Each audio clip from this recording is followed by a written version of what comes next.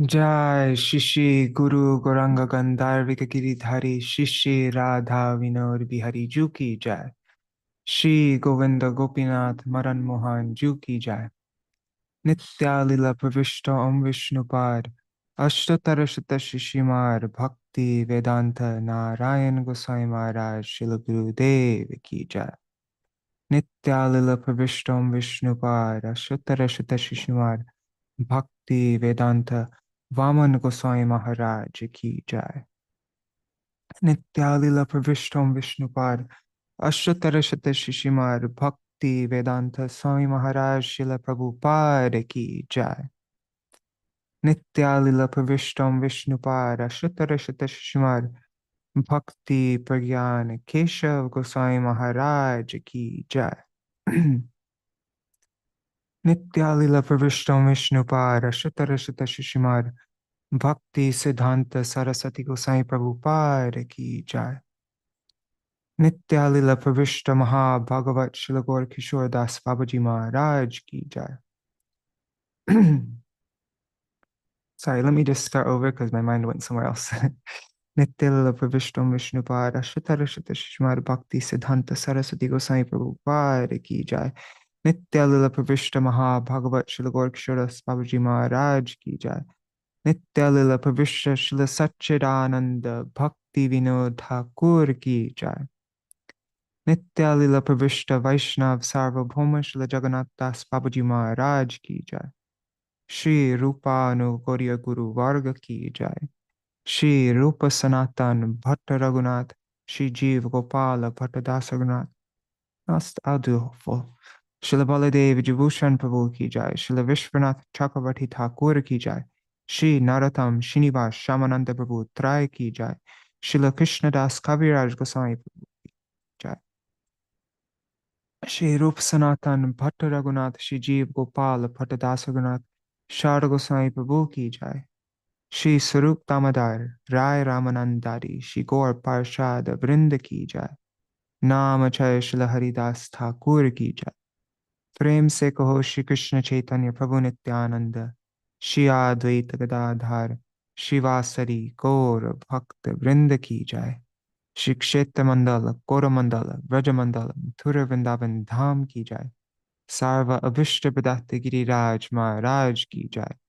Shri Radha Kunda Shama Kunda ki Jai. Shri Amuna Devi Ganga Devi ki Jai. Shri Tulsi Maharani Vrinda Devi ki Jai. Shri Bhakti Devi ki Jai. Shri Purnamasi Yogamaya ki Jai. Shri Gopeshwar Mahadev ki Jai. Jai Shri Vijaya Akarashi Titi ki Jai. Titi Palankari Bhakta Vrinda ki Jai. And this Akarashi, many people are following tomorrow also. So, right. Shri Harinam Sankirtana ki Jai. Ananta Koti Vaishnava Vrinda ki Jai. Samagata Gaur Bhakta Vrinda ki Jai. Shri Nitai Gaur Premanande Hari Hari Gaur. And all these magazines and articles published by our Guru Varga ki Jai. Hare Krishna, everybody. Dandavat Pranams, Rukmini Didi, Gopala Ghanasham Prabhu, and Kishore Prabhu, Ganga Mataji, and I see a few others there. Well, I don't see your names unless you write a comment. But yeah, Hare Krishna, everybody. All right, so today's article is extremely technical. I think this is the most difficult article I've ever seen by my Param Gurudev Srila Bhakti Prajñāna Keśava Gosvāmī Mahārāja. I just like last time, I didn't really get much like before our last session, I didn't have any time to prepare. I actually just read the article this morning. And when I was reading through it, I was like, oh my God, I don't actually fully understand a lot of this. But what happened last time is the first day when we read, I was going through, right? We were going through it very slowly. And then after that, after going through it very slowly, then I was able to read it again. And since we went through it so thoroughly and slowly, I was able to then the second time I read it, the next day, finally I was able to understand everything, mostly everything. And so I think maybe this will be similar, this session. Generally, the articles aren't as difficult as the one that we're going to read now, though. Generally, they're pretty understandable.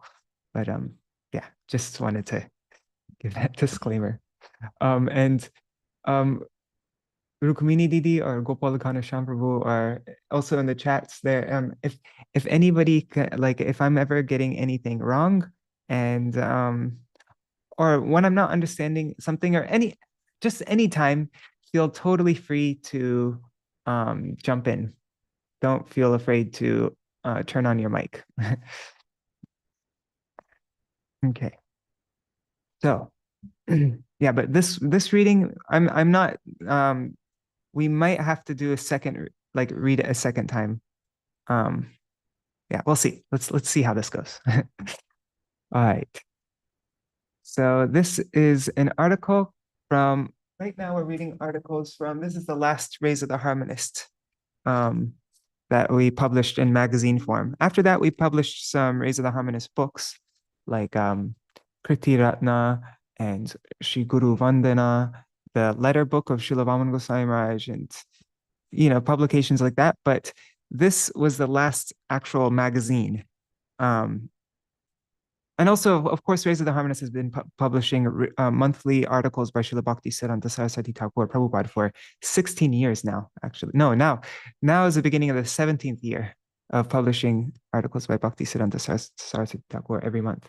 But the magazine, the last one was on 2014, number 26. And this was on the centennial disappearance day of Srila Bhaktivinoda Thakur. So, yes, this article is that we're going through Ṭhākura Saccidānanda Bhaktivinoda. And I made it into an EPUB, which I can share in our WhatsApp group afterwards. I also sent it out in the email. But after I sent it out in the email, like I was just reading through it this morning and I found some mistakes. So I'll send an updated version later on. Hare Krishna Shubhanand Prabhu. Oh, and Raj Bhuvan Yadav ji and Min Wing. Hare Krishna. Okay. Pranams Prabhu. Hare Krishna. Okay, so I'm going to share my screen and we will begin.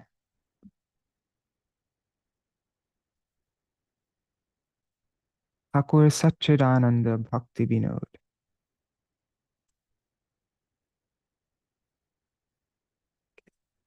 And Hare Krishna Krishna Mai Didi.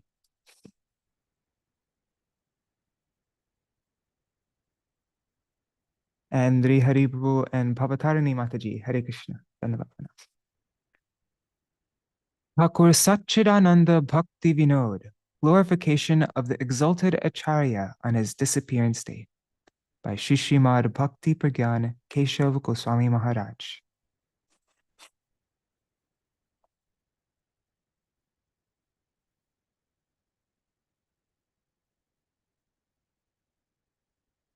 And this article was translated from this Prabandhavali, Srila Bhakti Prajñāna Keśava Gosvāmī Mahārāja Prabandhavali.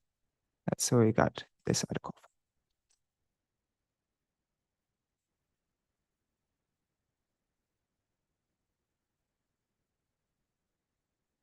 Okay.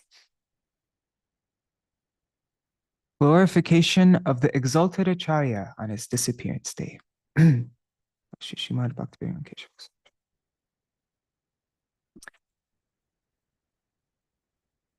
The inclination to remember Srila Bhaktivinoda Thakur in the mode of separation. So I'm just bringing up the comments so that I can see them whenever anybody writes. There.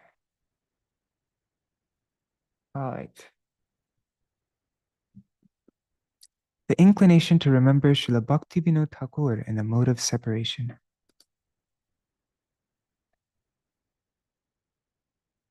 The Saccidānanda Vastu is the truly abiding substance composed of pure eternal reality, cognizance, and bliss.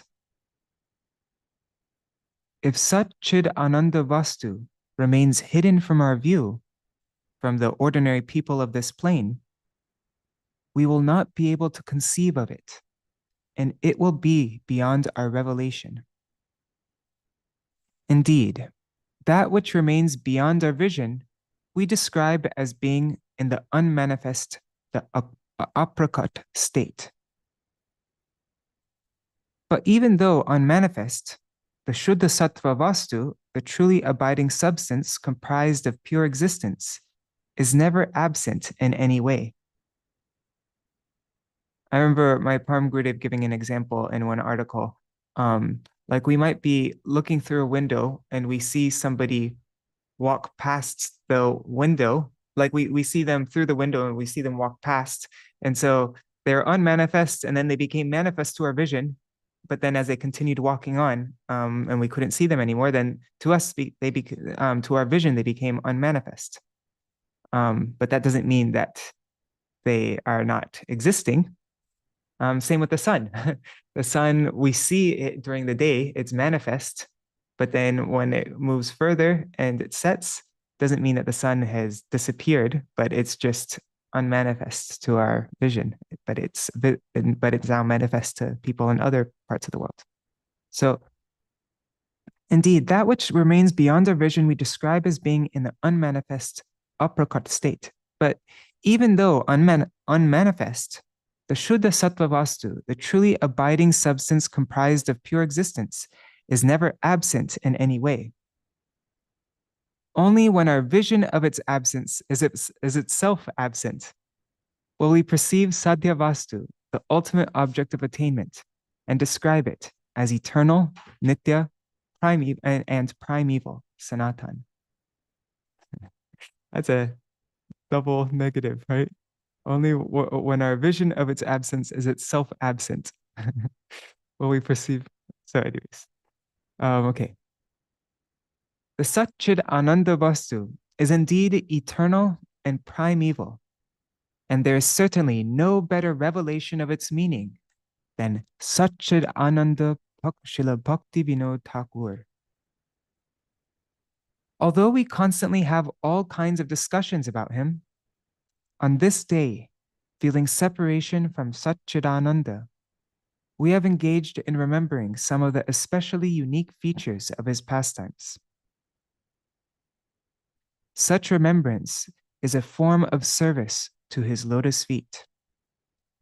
Srila Thakur concealed himself from ordinary vision on the new moon day of Ashad, 35 years ago today. And there's a footnote. What does the footnote say? It says, Ashad is the third month of the Bengali calendar and falls between June and July. Srila Bhaktivinoda Thakur disappeared on the new moon day, Amavasya, of this month in the year 1914.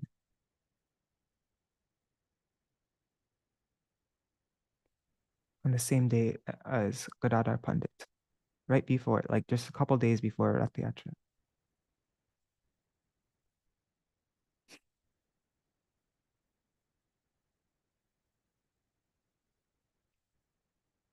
Reflecting upon the transcendental Saccidānanda Vastu is only possible through Shabda. We are constantly hearing and discussing the following principles.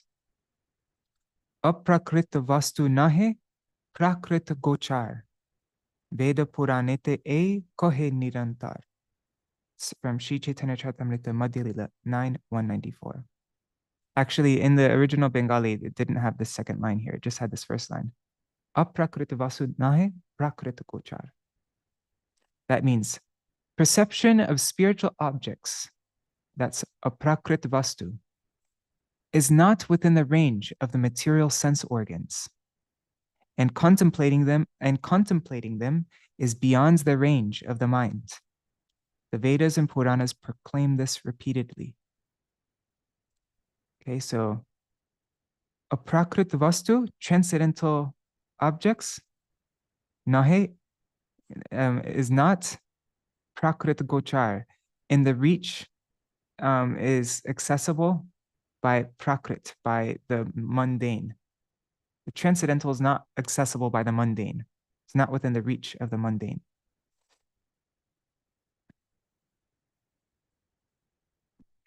And then there's this verse. And in the original Bengali, he actually only quotes the second line here, not this first line. But Krishna Surya Sama Maya Hoy Andhakar Jaha Krishna Taha Nahi Mayar Adhikar. That's from Chaitanya Charitamrita Madhya Lila 22:31. Krishna is like the sun, and Maya is darkness. Wherever Krishna is present, the influence of Maya cannot remain. Although these statements have become embedded in our minds, we have not realized them in our hearts. There is a process, there is a sadhan by which the Sanatan Vastu, the eternal entity, is revealed in the heart. But through the statements just mentioned, we are being warned to first consider carefully the proper methodology of that sadhan. One who initiates discussions about Saccidānanda Srila Bhaktivinoda Thakur with words or statements made of sound vibrations that have emerged from the material sky is acting in a manner exactly opposite to Srila Thakur's teachings. My consciousness will never be capable of revealing Srila Thakur's identity through language unless my idam gyan, that's knowledge of this mundane plane, is subdued by tad gyan, knowledge of that transcendental plane. Idam, in Sanskrit, idam means this and tad means that. So until my consciousness is, so until my knowledge of this world around us, what we see around us, is subdued by that knowledge of that transcendental plane, then I won't be able to, then my consciousness will never be capable of revealing Srila Thakur's identity. We won't have any idea of who he is, actually.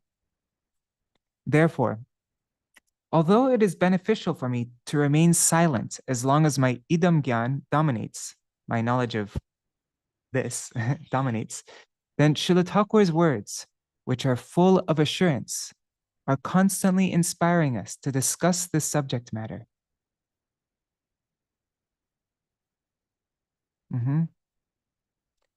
Yes.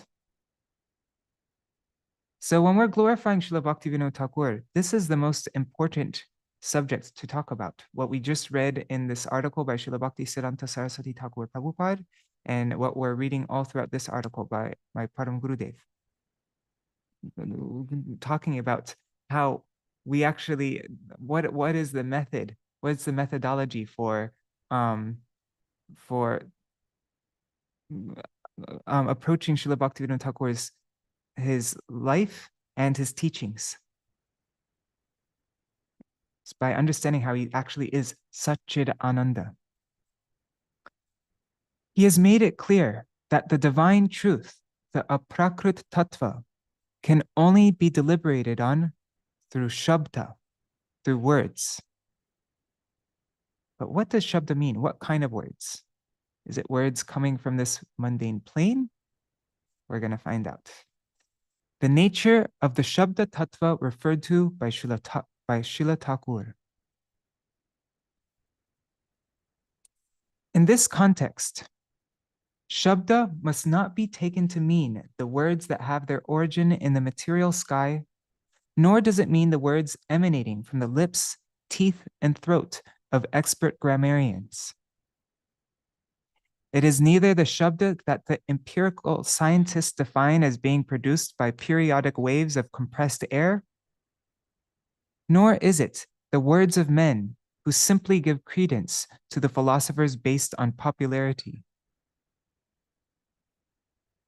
This Shabda is absolutely beyond the four faults of the senses.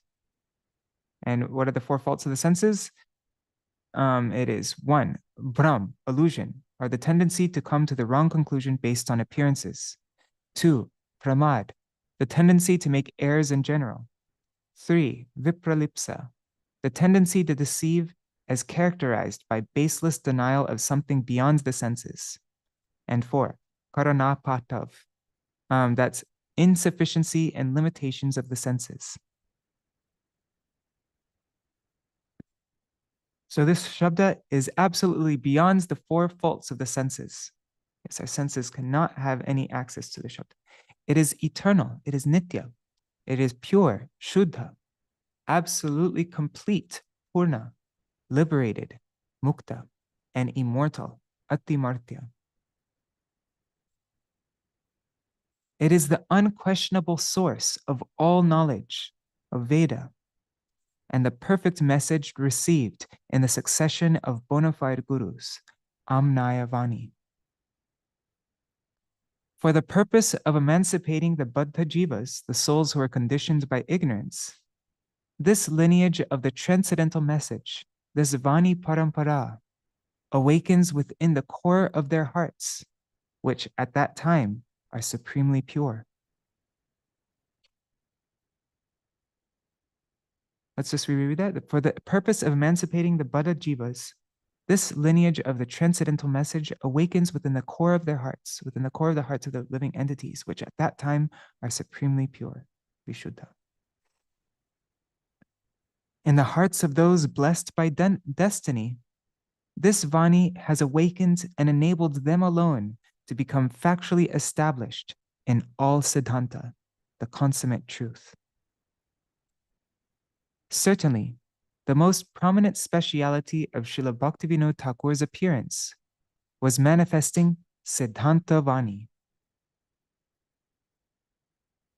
Thus, he who is Nadiya Prakash, who revealed the birthplace of Mahaprabhu, was also Siddhanta Vani Prakash, he who manifested Siddhanta Vani. So Siddhanta Vani, we just read, is the consummate truth, this message which brings the Vani has awakened. Yes, it's the transcendental message which is the consummate truth. That's Siddhanta Vani. But there's a double meaning to Siddhanta Vani here. Let's see what the footnote says. It will be explained that Srila Bhakti Siddhanta Saraswati Thakur is the intended meaning of Siddhanta Vani. So yeah, many times my Param Gurudev, Srila Bhaktivinoda Keśava Gosvāmī Mahārāja, would use two, he would, his words would be very deep and would have multiple meanings to them.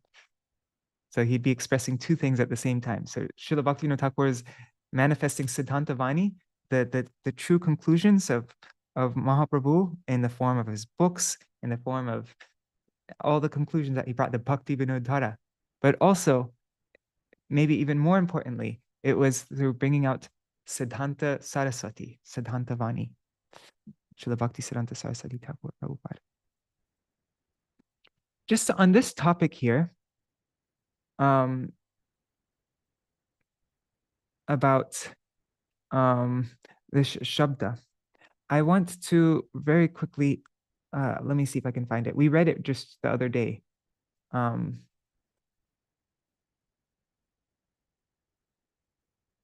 think it's, let's just find it. Vani.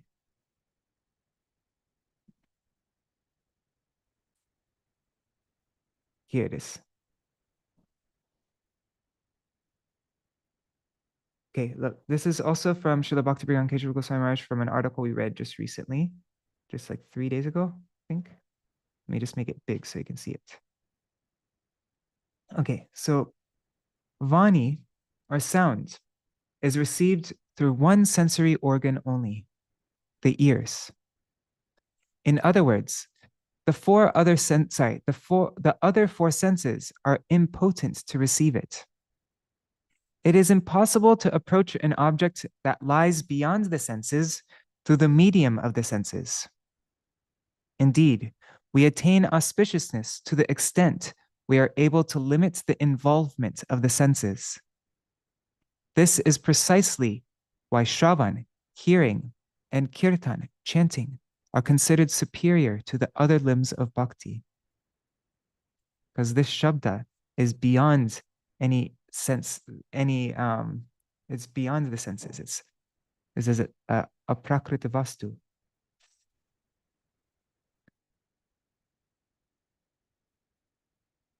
But this transcendental substance comes in through the medium of the ears, even though okay.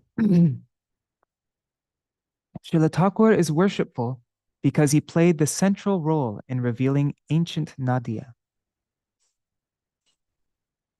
Okay, so thus who was Nadia Prakash, who revealed the birthplace of Mahaprabhu, was also Siddhanta Vani Prakash, he who manifested Siddhanta Vani. So that Thakur is worshipful because he played a central role in revealing ancient Nadia. Śrīla Thakur Mahārāja is indeed known as Nadia Prakash, for he revealed the actual birthplace of Nadia Shashi, the moon of Nadia, Sriman Mahaprabhu, where the Supreme Lord enacted his early pastimes.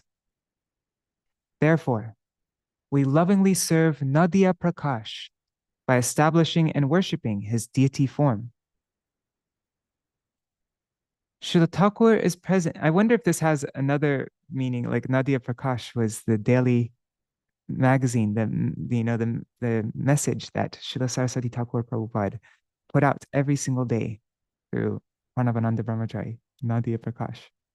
I don't know, maybe there isn't a double meaning there, but I just Śrīla Thakur is present in his eternal deity form in Sevya Sevak Bhav at Swananda Sukara Kunj within Sri Namhatta, the marketplace of the holy name, or the Aprakrit Sarup Ganj.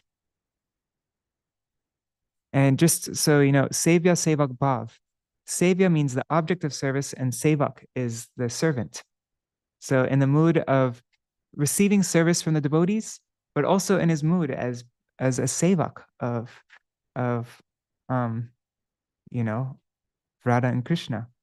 He is situated there in Swananda Sukara Kunj. Situated thus, he is reminding us, Mukta api lilaya vigraham kritva bhagavantam bhajante. That's Sri Chaitanya Charitamrita Madhya Lila 24:112. That means even liberated souls accept divine forms so they can participate in the transcendental pastimes of Sri Bhagavan and serve him.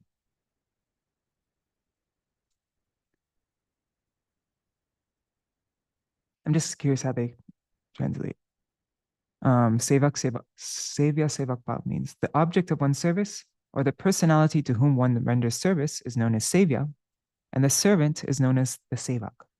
In this sentence, Sevya Sevak Bhav can be understood in two ways. One, in the mood of a Sevak, Śrīla Thakur is worshipping Sevya, Sri Bhagavan. Or two, Śrīla Thakur is accepting our service in the mood of the Sevya and simultaneously serving his worshipful Lord in the mood of a Sevak. Yes.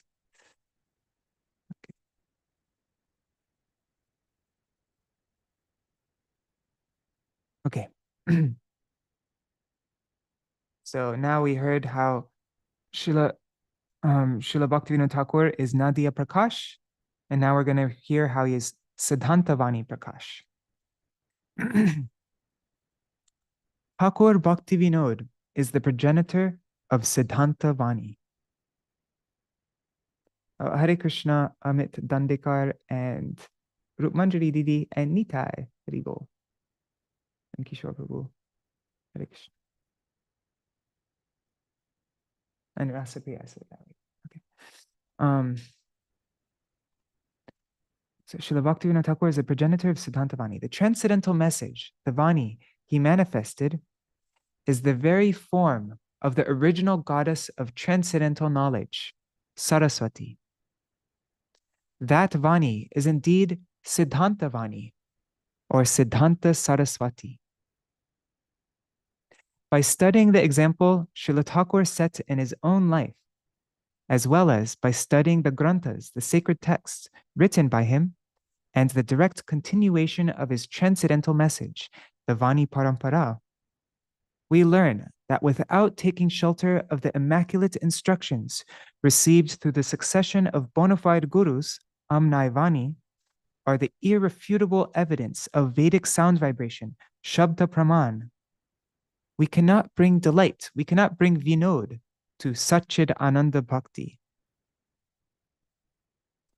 With this in mind, and with the sole aim of worshipping Srila Thakur for his satisfaction, we exclusively take shelter of Siddhanta Vani, in other words, Siddhanta Saraswati, and respectfully offer ourselves to his lotus feet. Tate Krishna bhaje kore gurur sevan, maya jal chute pai Krishner charan. That's from Sri Chaitanya Charitamrita Madhya Lila 22-25. Therefore, entangled jivas should absorb themselves in Krishna bhajan and simultaneously do Guru Seva. Then only will they be released from the net of Maya and finally attain the lotus feet of Sri Krishna.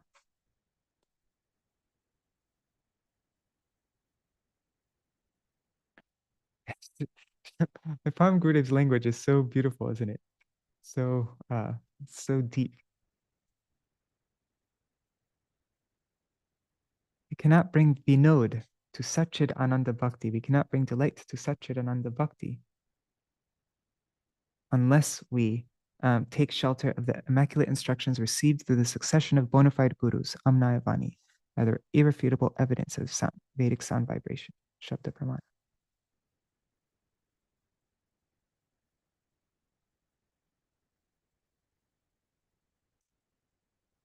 But this is also indicating, what does Srila Bhaktivinoda Thakur's name mean? Srila Bhaktivinoda Thakur, he's Vinod. He brings delight to Saccidānanda Bhakti, that is Bhakti personified, which is completely transcendental, which is Saccidānanda. It's composed of Saccidānanda. So in the same way, we can only bring pleasure to Srila Bhaktivinoda Thakur or to Saccidānanda Bhakti if we receive his teachings through the Amnayavani, through the succession of bona fide gurus, or of the irrefutable evidence. Yes. Okay.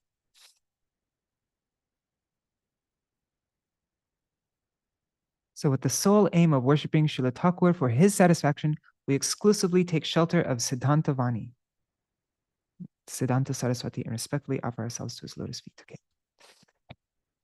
Characteristics of some of Srila Thakur's relatives and acquaintances. Oh, Hari Bol, Hari Mohini Didi.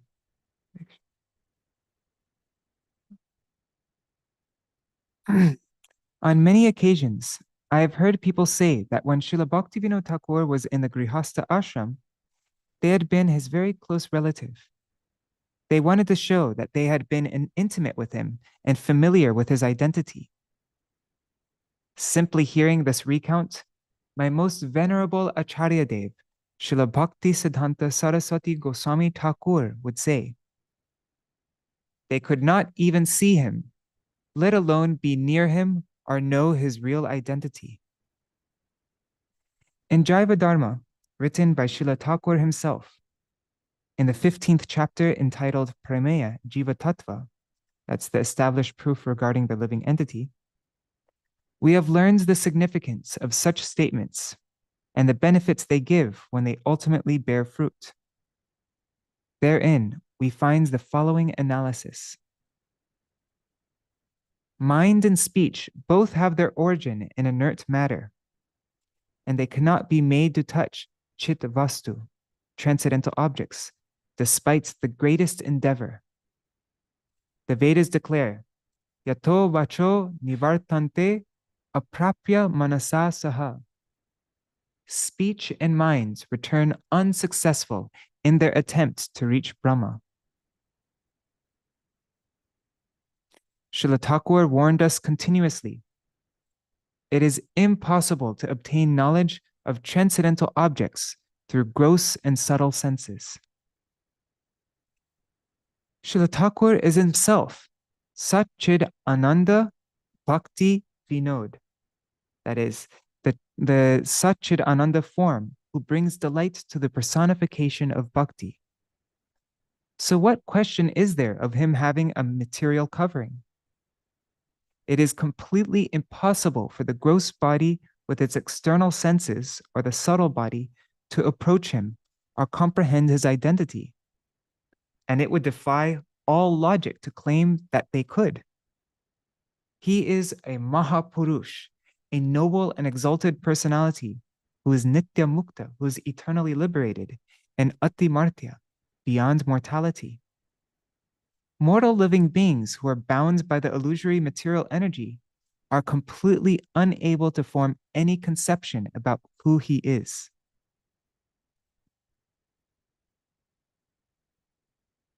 That's why when we come to glorifying Srila Bhaktivinoda Thakur, we 100% solely have to rely on what we've received from our Guru Varga, what we've heard from them. We can't just talk about his, oh yeah, Srila Bhaktivinoda Thakur had this schedule and he did this amazing thing and blah, blah, blah. No, that's not. We have no way of understanding him or accessing him except through, mortal beings who are bound by the illusory material energy are completely unable to form any conception about who he is.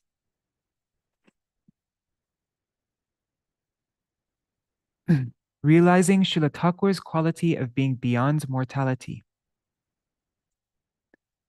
The manner in which Srila Thakur has demonstrated how to reflect on Jiva Tattva within the 15th chapter of Jaiva Dharma makes evident his qualities of Ati Martyata, immortality, and Sarvagyata, omniscience. He has exposed various irrational arguments for rejecting Chaitanya Vilas, the blissful activities of spiritual life based on fear of Jada Vilas, the attempts to enjoy transient matter, which appears to be similar.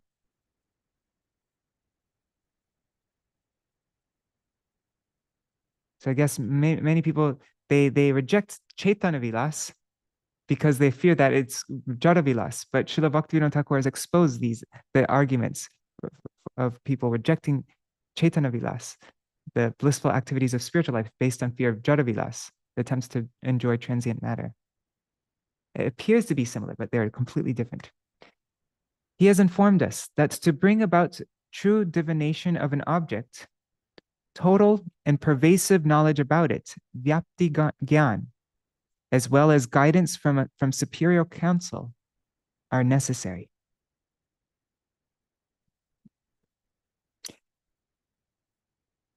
What's divination mean? Just looking this up. Hey, look up divination. Divination means she looked to divination for guidance when important decisions loomed. Divining. The practice of seeking knowledge of the unknown. Okay, by supernatural means. Okay. So to try to understand the true divination of an object, total and pervasive knowledge about it, vyapti gyan, as well as guidance from superior counsel are necessary. Okay. In this context, one may put forth the argument of seeing a pearl in an empty oyster shell and mistaking a rope for a snake to establish that the phenomenal world is a total falsity. But these contradict fundamental axioms. From these astonishing insights of Srila Thakur, I am realizing his position as the Ati Martya ācārya. Yes, he truly understood he was able to bring about the true divination of an object and full pervasive knowledge about it and give that superior counsel to understand.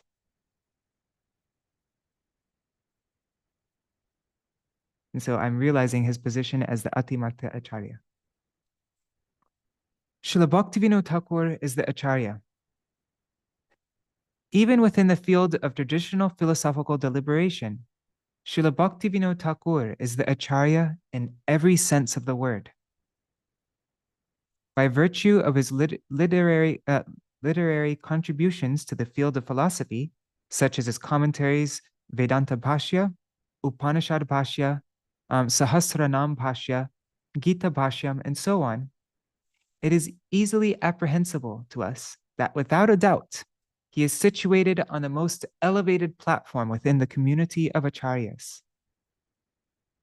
Formally, Srila Baladev Vijayabhushan obliterated the controversy that sprang from the unfounded charge that Gauḍīya Vaishnavas, for lack of a formal commentary, were not authentic adherents of Vedanta.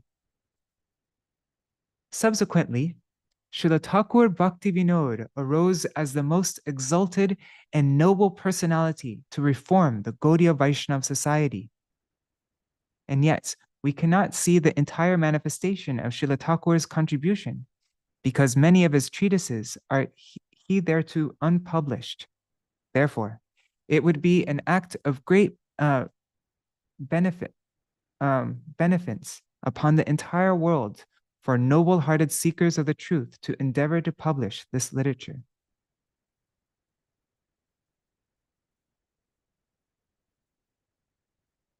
Okay. That's really beautiful, though, putting him on the, before Srila Baladev Vijayabhushan, he was the one who obliterated the controversy that sprang from, like that. And he was the person to establish the integrity of the Gauḍīya Vaishnavas as Siddhanta. And then after that, it was Srila Bhaktivinoda Thakur. He was the one who took that position to reform the Gauḍīya Vaishnava society.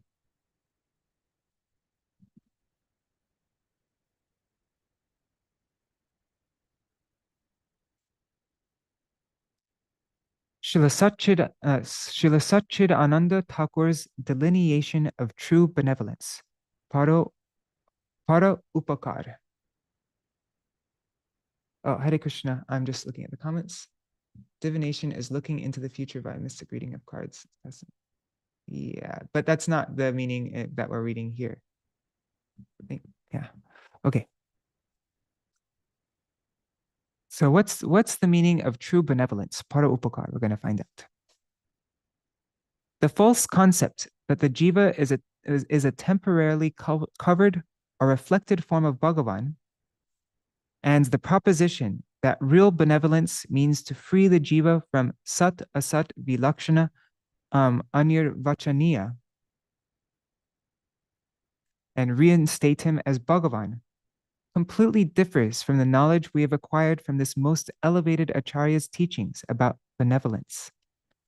And let's see, what does sat asat vilakshana anirvachaniya mean? Okay, so Mayavadis, they consider Maya, the basis of the material world, to be neither sat, neither real, nor asat, unreal. Thus, they claim Maya is inexplicable, anirvachaniya. It's neither real nor unreal, so it's inexplicable.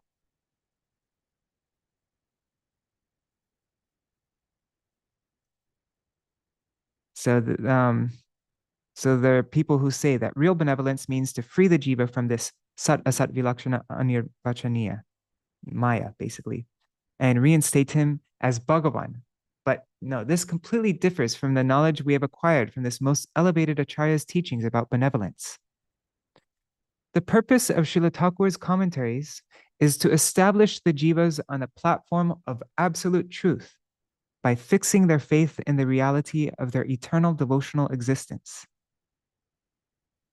The word para, supreme, and paropakar, benevolence, indicates an object's beginningless natural attribute of being the greatest.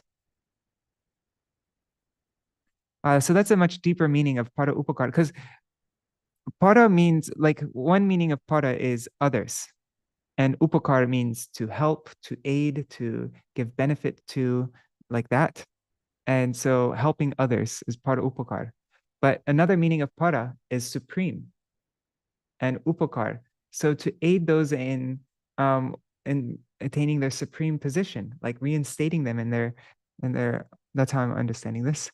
This indicates an object's beginningless natural attribute of being the greatest, who we are meant to be, our swarup, establishing us as Krishna's servants. So that's real para upakar. That's aiding them in realizing their supreme position, their ultimate position. Not ultimate, anyways, whatever. Actions that seek to nullify the real greatness of the living entity cannot be called benevolent. That entity who is fully saturated by eternal bliss, Nityananda, is truly para.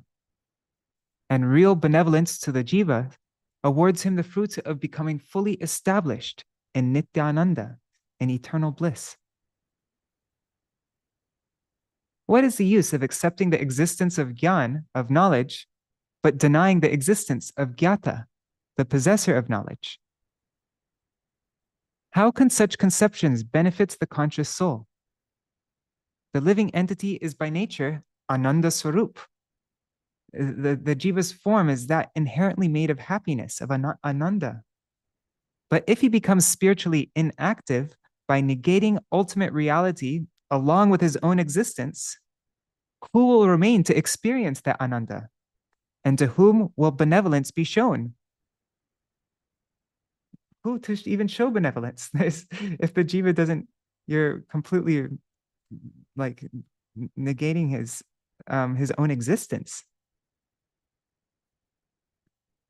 Srila Thakur condemned such so-called benevolence as contemptuous.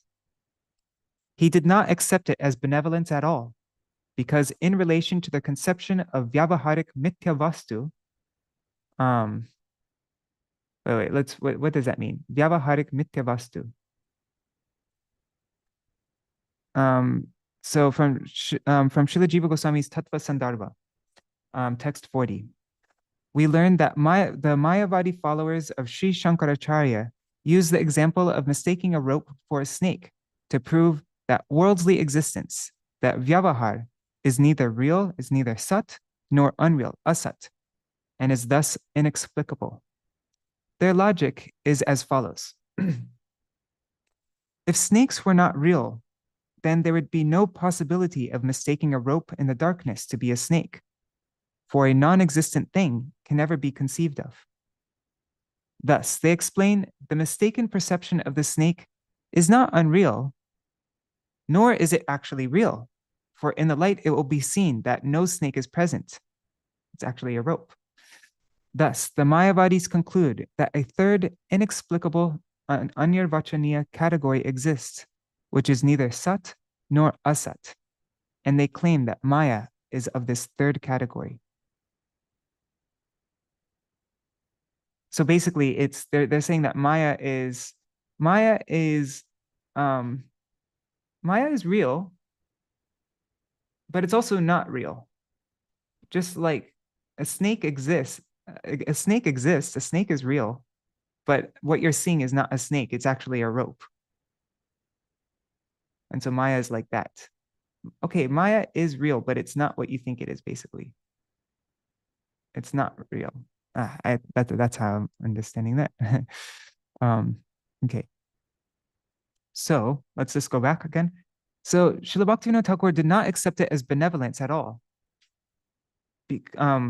Because in relation to their conception of vyavaharik mithya vastu, that's the falseness of commonly experienced reality, the phenomenal world, even their paramarthik satya ananda, even their concept of true happiness as the experience of oneness with the absolute reality, Brahma, becomes a symbol of falseness and devoid of ananda.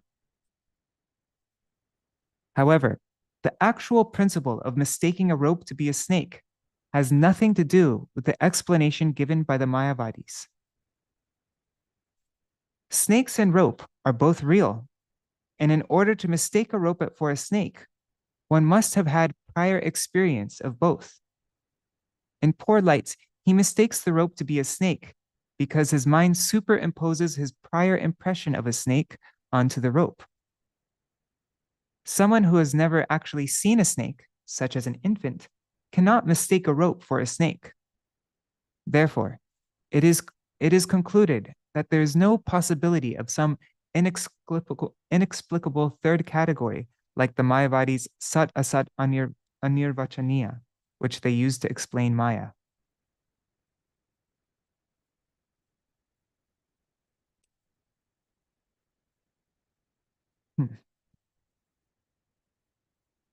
Okay.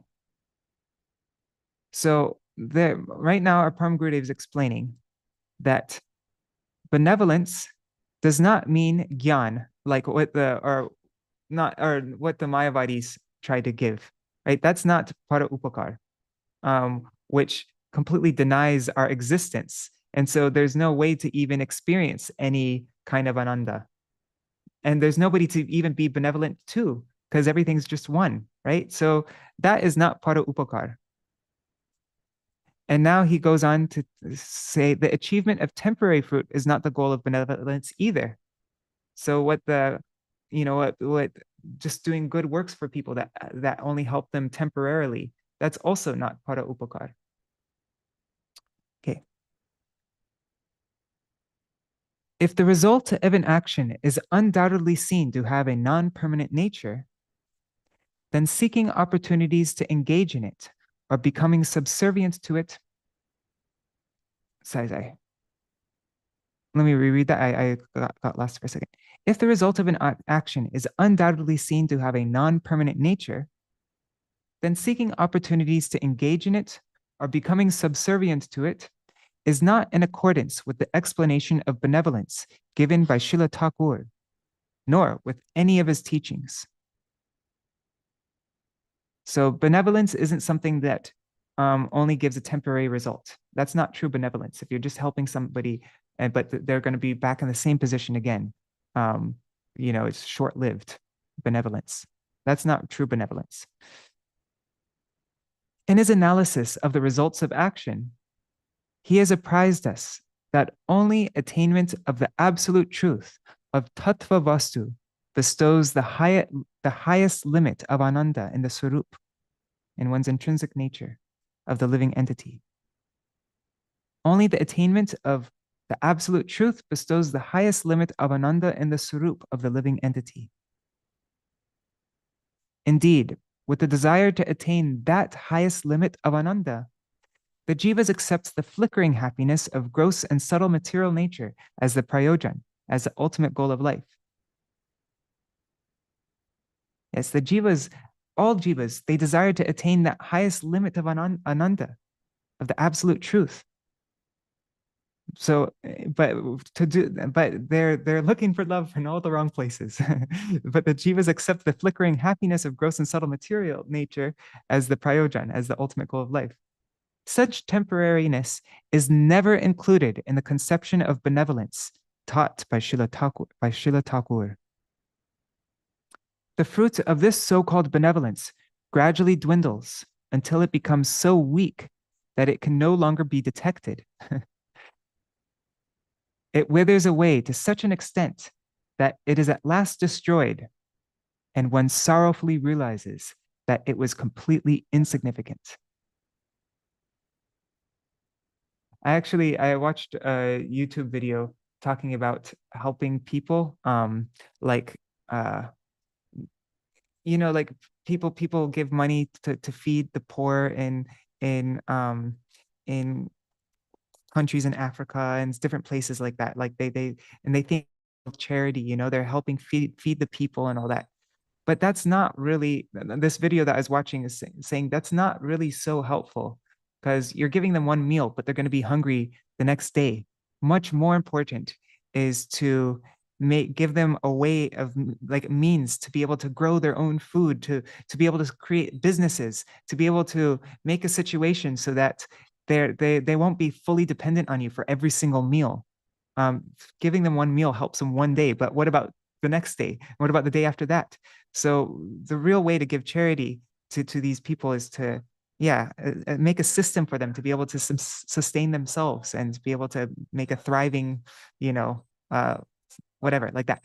And so, but this is going much deeper than that. This is the ultimate benefit for the living entity that will not just throughout their lifetime help them, whatever, but actually their soul, eternally. Well, that's only real benevolence. Anything else is not actually benevolence, because after a very short time, it won't even be detectable what even happened. It's completely insignificant. It doesn't exist very long. And it doesn't really satisfy, it doesn't give any ananda to the living entity either. So it's completely meaningless, really. Attainment of prayojan essentially depends on mercy, not on one's own sadhan.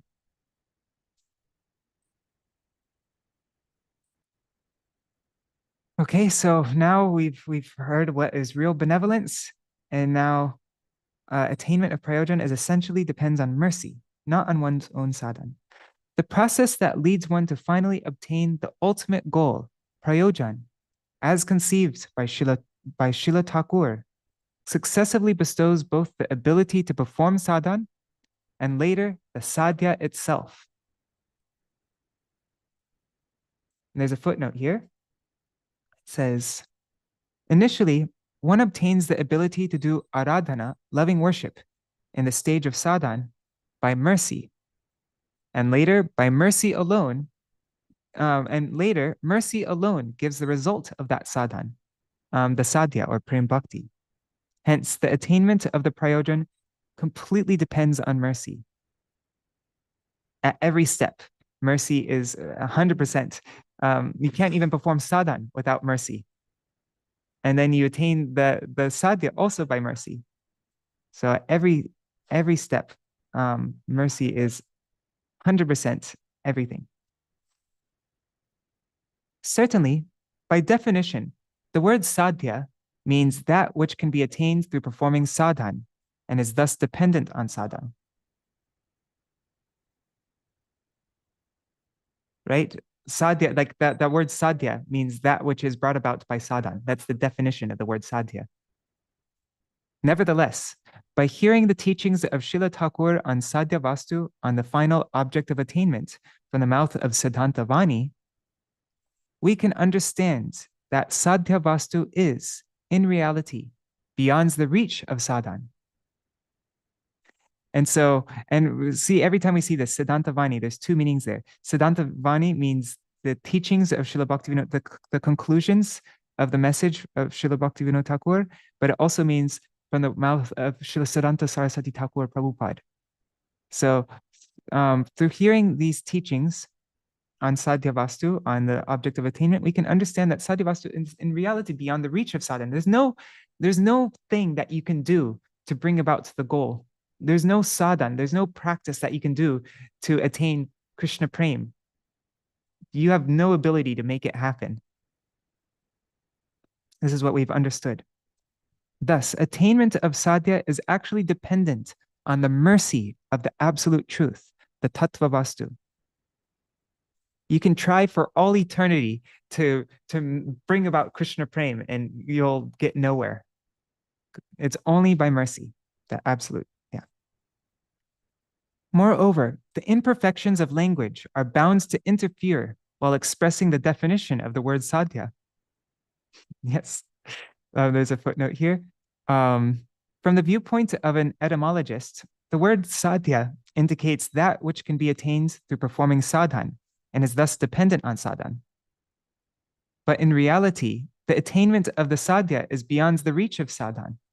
Thus, it is clear that the imperfections of language are interfering with the actual definition of sadhya.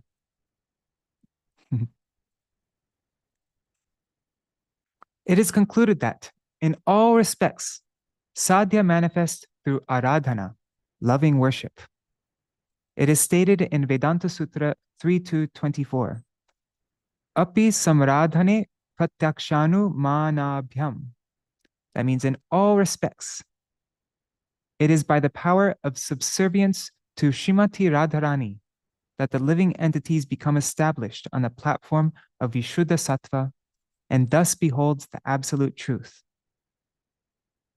That absolute truth becomes directly visible before them.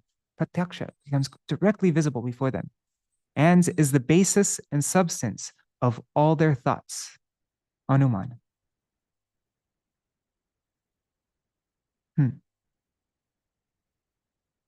So wait, that means by aradhana, or in other words, by subservience to Srimati Radharani, who is the supreme worshiper, like that's where a name comes from, then, or that's what that name, anyways, whatever, then the absolute becomes directly visible before them.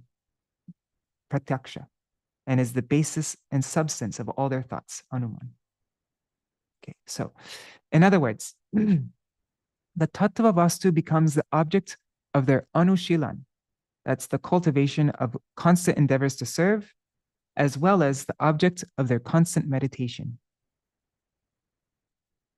So here, pratyaksha, becoming directly visible before them, this word anushilan is, let's see what the footnote says. Directly visible, pratyaksha is parallel to the cultivation of constant endeavors to serve, anushilan. And the basis and substance of all their thoughts, that's anuman, is parallel to constant meditation. Okay.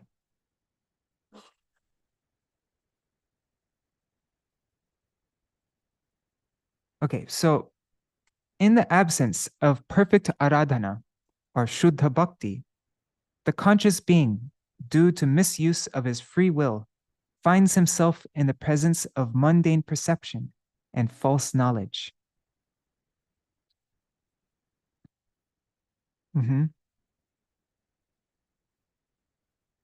Yes. So through aradhana, then we get pratyaksha and anuman.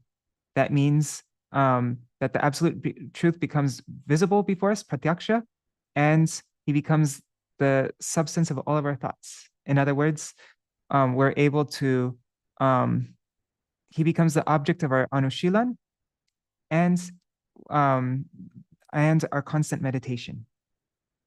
But if we don't follow this Vedanta Sutra verse, if there is no aradhana, loving worship, or in other words, subservience to Srimati Radharani, then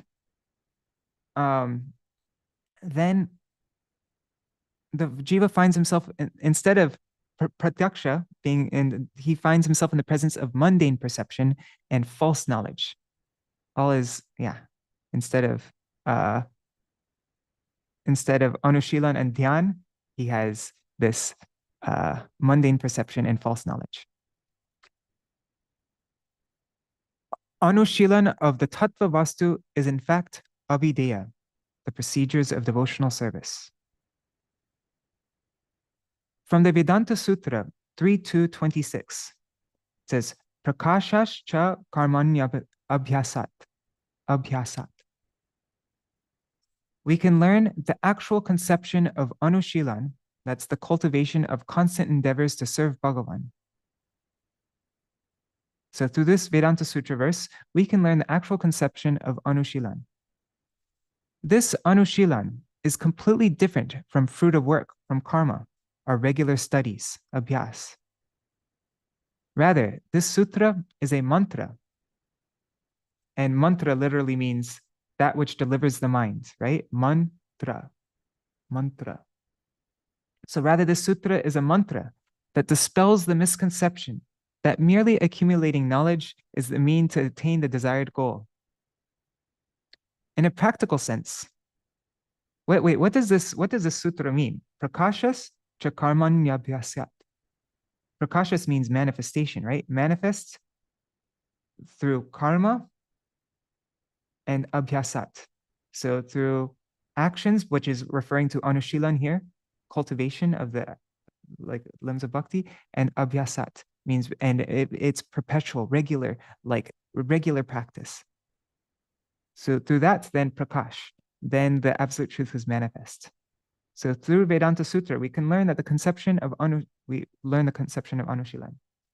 This anushilan is completely different from ordinary karma or regular studies. That's not the meaning of karma and abhyas in this Vedanta Sutra verse. See, it says karman abhyasat. So that's not the meaning of, it's not fruit of work or regular studies. Rather, the sutra is a mantra that dispels the misconception that merely accumulating knowledge is the means to attain the desired goal. In a practical sense, one cannot attain one's desired fruit simply by gaining proficient knowledge about a particular subject matter. The only means to obtain it is to engage in anushilan with great earnestness. In the same way, mere knowledge cannot actually bring us within direct proximity of the tattva vastu. The tattva vastu will manifest to us only after we properly engage in its anushilan again and again. Abhyas, right? Regular, constant practice of this anushilan, this cultivation. Therefore, the meaning of prakashascha in this sutra is the manifestation of the tattva vastu. That means the absolute truth, the manifestation of the absolute truth. And the meaning of karmani and abhyasat is the result that can be attained by engaging in anushilan again and again.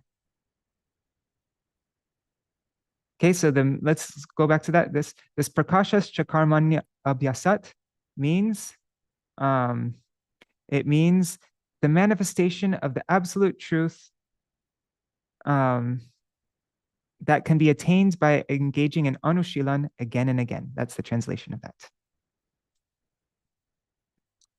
All right. In every grantha by Srila Bhaktivinoda Thakur, we will discover this truth by deliberating on the chapters in which Abhideya is discussed. I'm just looking what this footnote says here. It says the most general meaning of karma include both action and the result, or product of action. The literal meaning of abhyas is to concentrate, practice, exercise, or study something repeatedly. So that's the general meaning of that verse from Vedanta Sutra. But we see Srila Bhaktivinoda Thakur's in every place where he talks about abhideya, about the process for attaining the goal, then we see that it actually means manifestation of the absolute truth, which is attained by engaging in anushilan again and again. That is abhideya. Okay, we're almost at the end now. Srila Thakur appeared in Viranagar. Rather than attempting to speak something about Srila Ṭhākura Saccidānanda independently, we should take shelter of Siddhanta Vani. So we should either take shelter of, if instead of just trying to understand Srila Bhaktivinoda Thakur by looking at his life and looking at his schedule and all the different things like that. No, we have to see him through the conclusions that he gave through his Vani. And also, Siddhanta Vani means through Srila Bhakti Siddhanta Saraswati Thakur Prabhupada. Yes, we have to take shelter of these two things to be able to speak something. If we want to speak something about Srila Bhaktivinoda Thakur, we take shelter of his Siddhanta, his writings, but more importantly, Srila Bhakti Siddhanta Saraswati Thakur Prabhupada himself. Only then will we be able to truly know him completely. What Jagadguru Srila Bhakti Siddhanta Prabhupada has revealed to us in his introduction to Jaiva Dharma is the sole essence of what we should learn about Srila Thakur. There he revealed that the place of appearance of Chaitanya Vastu, Sri Chaitanya Mahaprabhu, and Advaita Vastu, Sri Advaita Ācārya, is also the very place of appearance of Saccidānanda Vastu, that Srila Saccidānanda Bhaktivinoda Thakur. So there's a double meaning in all that also. I'm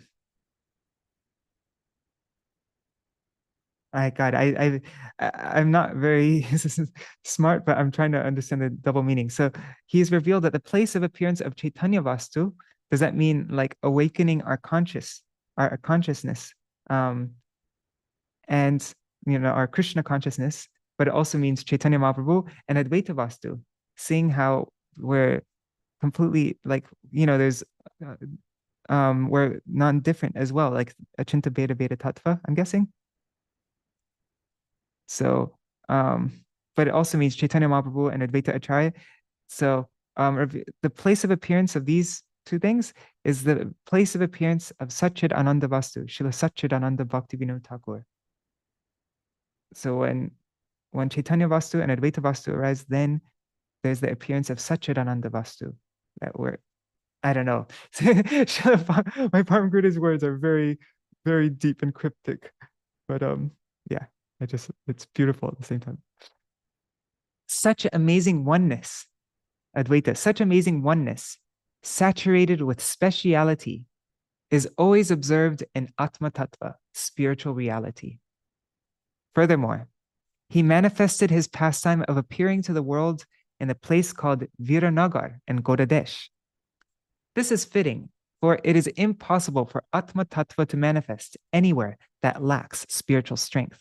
Well, so Viranagar, Vira, he's saying it's appropriate that he appeared in Viranagar because Vira means, the literal meaning of Vira is strength, and the meaning of Nagar is town or city.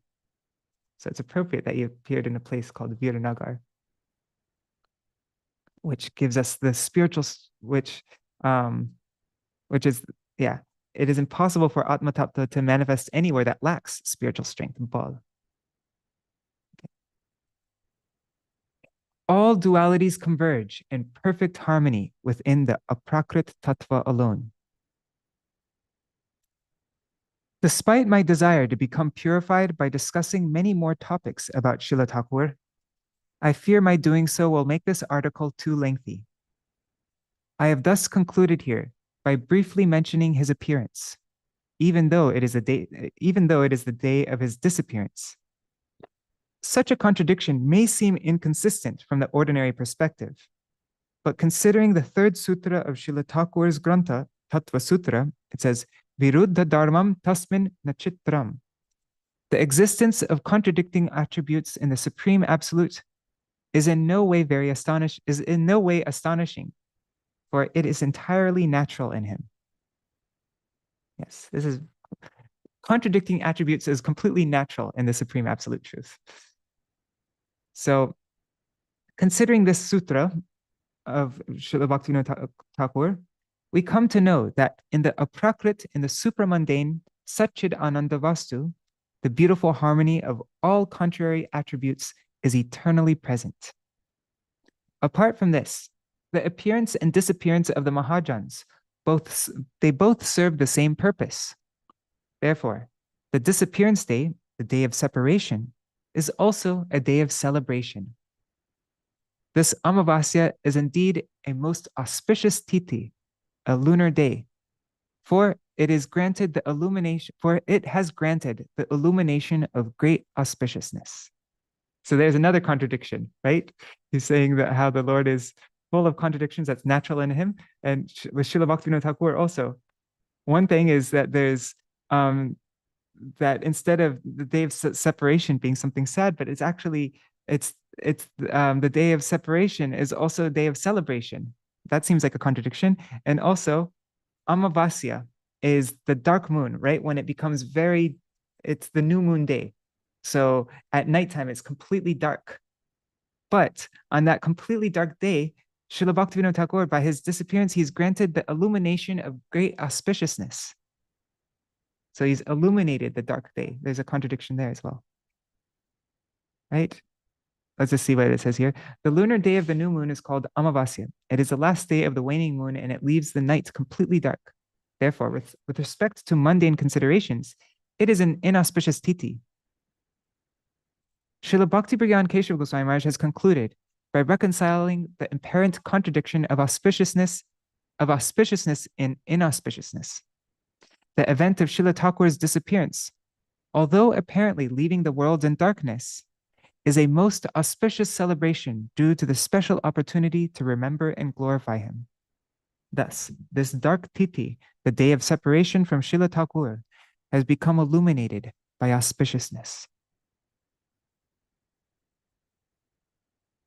And this is how he ends. He ends with this verse. Namo Bhaktivinodaya Saccidānanda Namine Gaura Shakti Swarupaya Rupanuga Varayate. I offer my pranam unto Śrīla Bhaktivinoda Thakur, the exalted personality who brings delight to Bhakti Devi, Bhakti Vinod, and who is known by the name Saccidānanda, because he is the embodiment of pure eternal reality, cognizance, and bliss. He is the personification of Sri Gaura's internal potency, Srila Gadadhar Pandit, and he is the foremost Rupanuga Vaishnava. So this is translated from Sri Gauḍīya Patrikā, Year 1, Issue 5, 1949. And this also appeared in this was translated for Raise of the Harmonist, number 17, Kartik 2007. All right, so that is our reading for today. Pretty dense article, isn't it? Very, but very important, also very essential. Even though I personally wasn't able to understand a lot of it, like even basic, yeah, I wasn't able to understand a lot of it. But what I personally got through it from it is this is the process for how we approach the glories of our Guru Varga and how we should glorify them. That we don't just think about, like, we have to understand how Srila Bhaktivinoda Thakur is Saccidānanda. That's his name even. Saccidānanda Bhaktivinoda Thakur. He is an embodiment of complete Sat, Chit, Ananda, completely beyond this material plane. And so when I go to glorify Srila Bhaktivinoda Thakur and or describe his teachings, anything that I say with words coming from my own mind, from this material realm, is going completely against his teachings, because he's teaching that we can't approach him through these mundane words or whatever. So when it comes to glorifying Srila Bhaktivinoda Thakur or trying to understand him, we're 100% dependent on the words coming in this line of Bhaktivinoda Thakur through his own teachings. But we could also, like we understood from Srila Saraswati, we read from Srila Bhaktisiddhanta Saraswati Thakur, that we can't even approach his teachings without hearing from the pure devotee. We can't receive his teachings through any other medium except through the words, the shabda, the transcendental words of the pure devotee.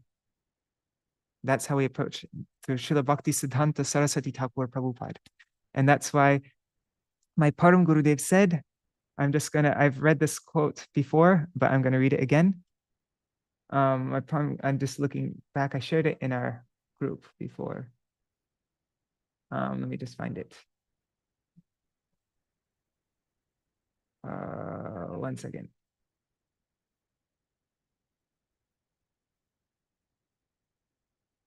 Where is it? Oh, wait. Yes, okay, here it is. So my Param Gurudev Srila Bhaktivinoda Keśava Gosvāmī Mahārāja, and my Gurudev quoted this in his ācārya Kesari, his biography. So my Param Gurudev said, I don't know or recognize the path of the previous Goswamis. I don't know or recognize the path of the previous Goswamis. I simply accept Jagat Guru Srila Prabhupada's line of thought as unerring truth.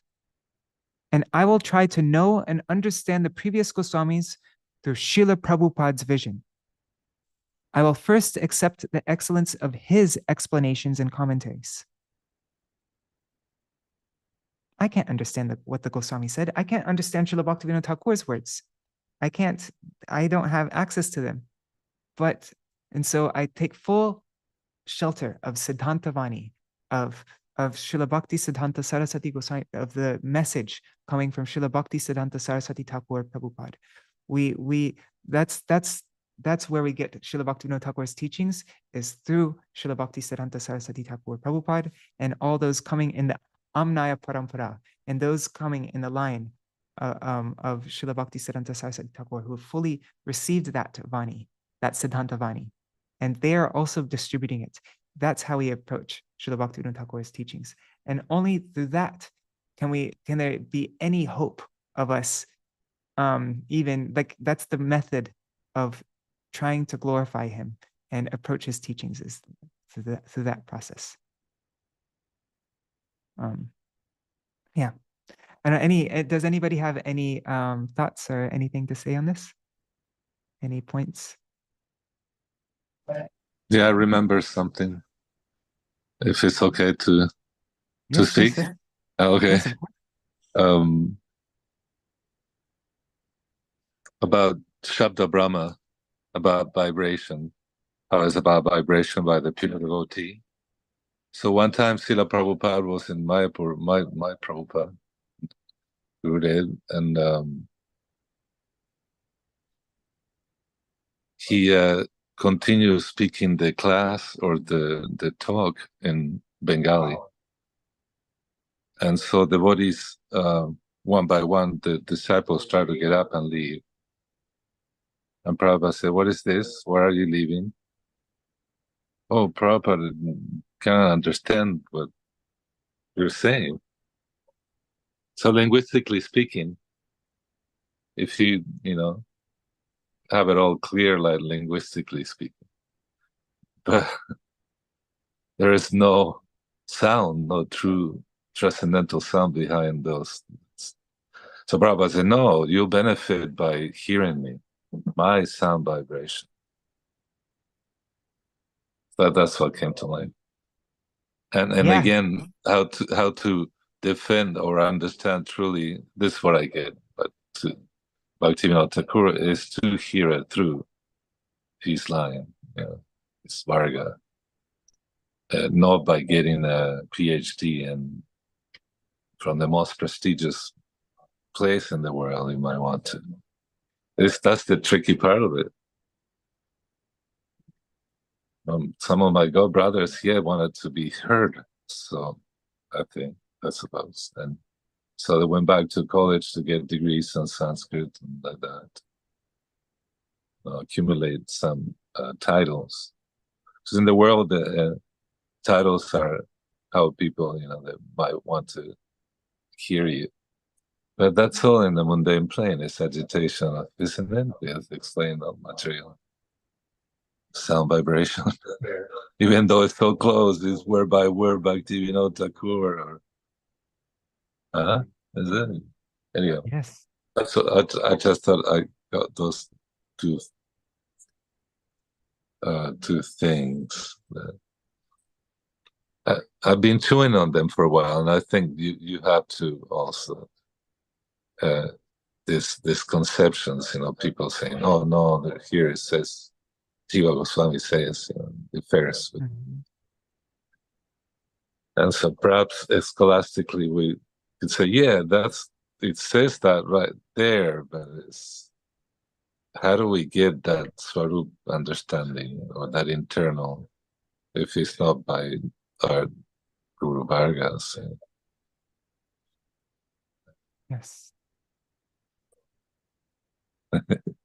Yes, we read in the article, the previous article by Srila Bhaktisiddhanta Saraswati Thakur Prabhupada. He said that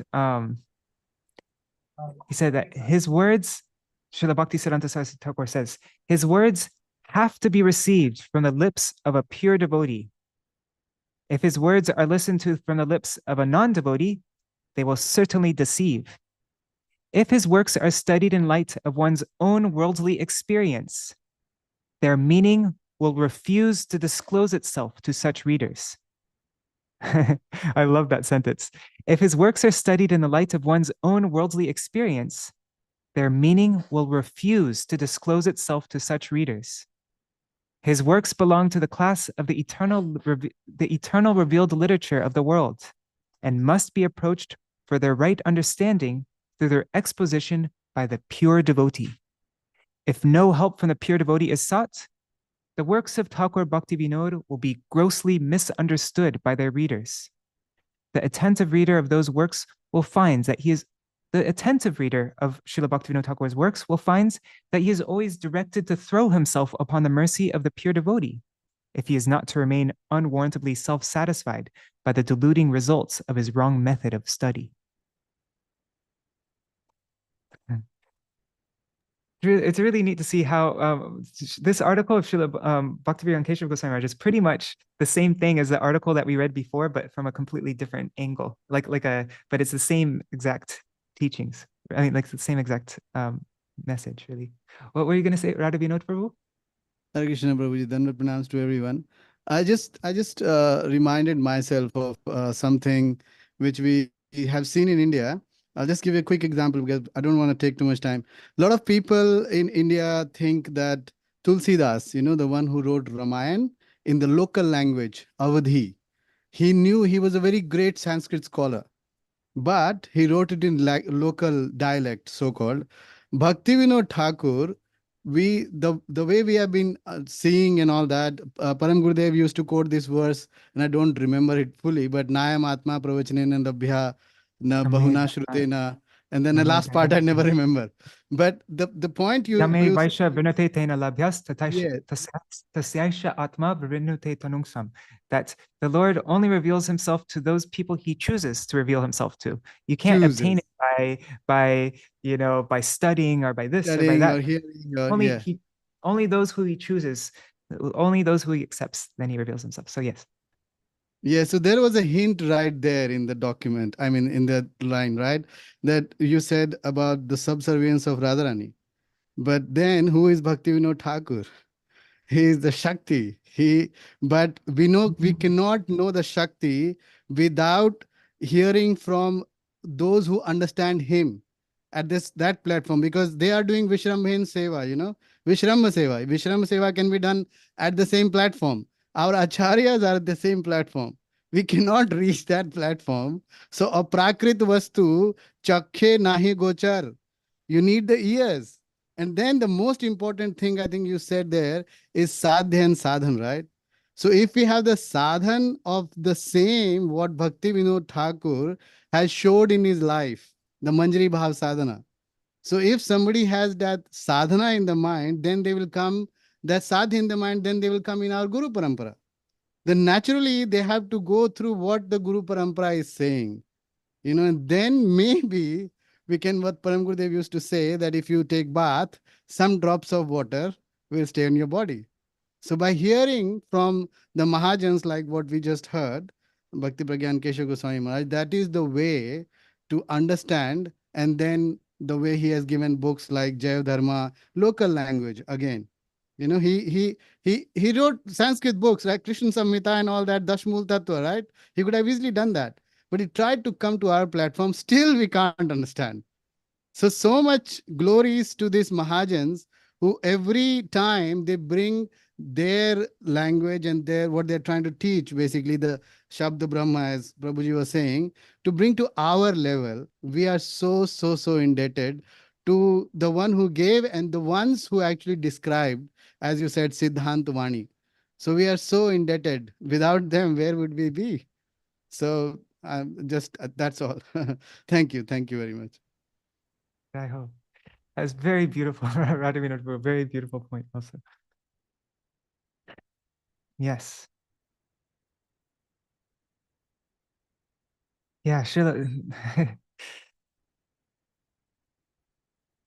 Everything that Śrīla Bhaktivinoda Thakur wrote, it's the right. We read from that verse from Vedanta Sutra, that there's for it to manifest, for the prakash, there has to be constant cultivation, so abhyas, like constant practice of and the word was karma, but it explained karma as being anushilan, as being cultivation of it. And so at first we get the initial, like Śrīla Bhaktivinoda Thakur, he writes these literatures, Jaiva Dharma and everything like that, for us. Like we have our initial coming to it, and we get some basic introduction, some understanding, but then it has to be constant cultivation of of this message of his,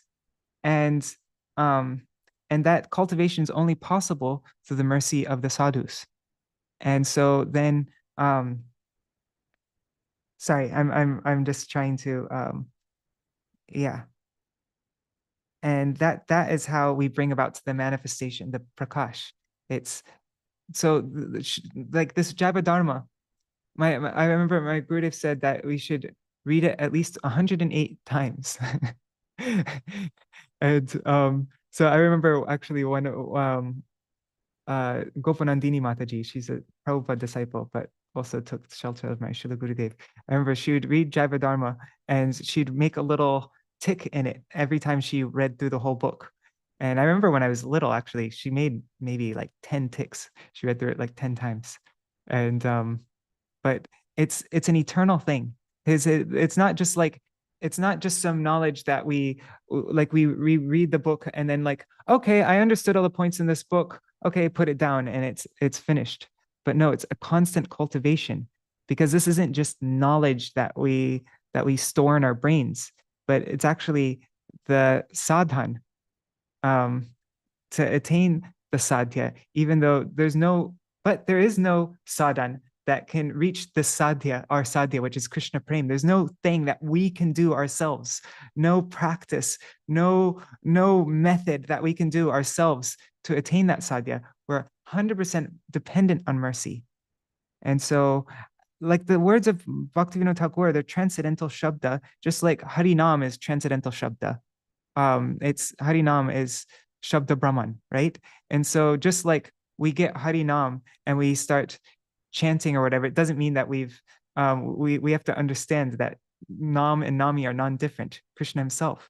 And so with Srila Bhaktivinoda Thakur's teachings also, they're similarly Shabda Brahma. And so it's not, by reading them, we don't actually, just like Harinam, we have to cultivate these words by aradhana, by loving worship, which is only possible through those in the line of Srimati, like those, Srimati Radhika is the embodiment. She is Aradhana, Radha, her name Radha is Aradhana. So those are her servants. We take shelter of them, then we can do some then we're doing sadhan, but it's not our own. We're not really the ones doing sadhan, where it's their mercy that is making us able to perform some practice. Sorry. That was very all over the place, but I'm trying to, even when I read this article, I was going very slowly because it's so far beyond me, but I'm just trying to be able to follow to some extent, but yeah.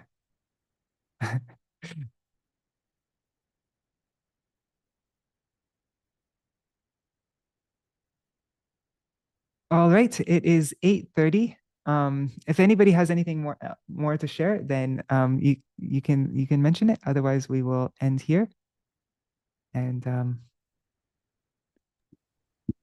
just a quick thing. yes, yes. You know the way there is Brihad Bhagavatamrit, which is the journey of Gop Kumar. So basically, as a sadhak, very politely, what I've realized is it's very difficult to connect to that plane. It's a connection. The Bhagavad is there where it talks about various devotees and their sadhya and how they attained it, right? But it feels very distant. But Jaiva Dharma brings all that. What he has said in different places, basically brings at one place and says, okay, in that one it's Sakhya Vatsalya, Sakhya, up to what Gopkumar could go. But here he has given even like further up to the point where the highest Swarup Siddhi can be done through Jaiva Dharma, So for a sadhak, walking the talk, as they say, it's very, very helpful to find the pitfalls and where you are going wrong or how you can keep connected. But that when we understood from Guru Varga, it becomes so useful. So that's all I want to say, that it's the sadhu you mentioned. Without the sadhu, that is just, although the book is there, but we cannot just it's not a party we can crash. Yes. We have to be in the line. Yeah, that's all. Radhe Radhe. Yes. Yes. By invitation only. By invitation only. Oh, invitation only, yes. Yes, like Srila Prabhupada says everything is in his books. Srila Prabhupada is fully present in his books, and he's given everything from top to bottom in his books. There's nothing missing in his books. But how do we get access to his books? Is it just like we're just gonna like stuff the information of his books into our brain and like that's how we do it? No. It's not that's not the process. That's not the process that he's explained in his books even. He didn't say go to my books and like devour the information and like no, that's at every point in the books he's directing us to take shelter of a pure devotee to be able to receive this message.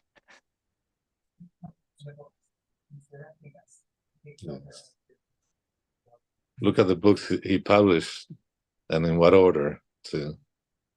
There gives you a clue too.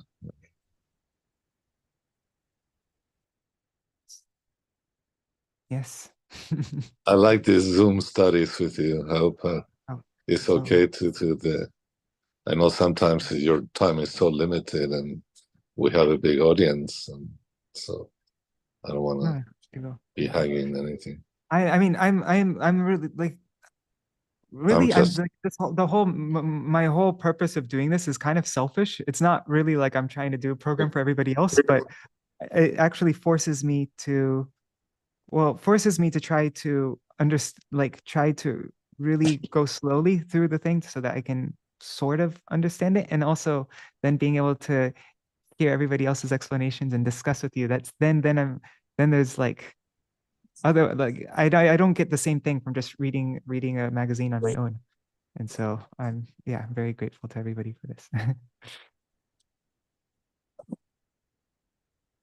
All right, so I guess, oh wow, there's so many comments here.